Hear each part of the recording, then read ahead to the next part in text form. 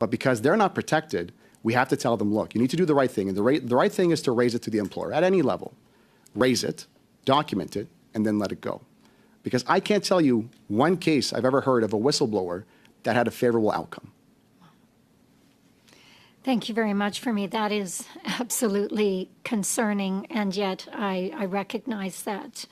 Just recently, we had a colleague introduce a private member's bill in regards to whistleblowing, so I recognize that it is an issue.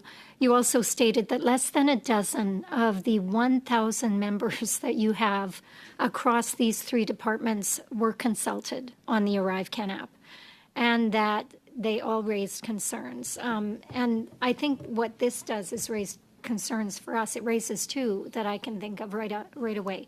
First, that so few financial officers were consulted. And secondly, that they raised concerns, but those concerns were brushed aside.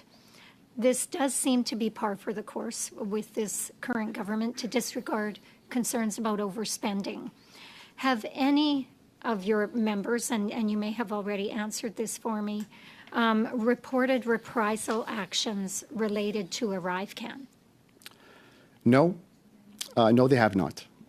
However, I think it's because they know not to push too hard, right? Look at the stories we hear in the media, what happens to whistleblowers, right? Remember, the majority of our members are accountants. They do have a code of conduct obligation to raise any anomalies. They have to do it. And I'm happy that you do that.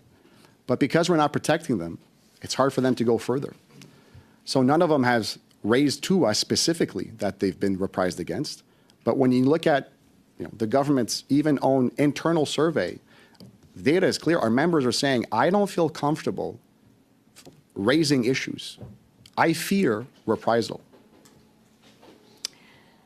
I want to move to the point about consultants and procuring the services of consultants. And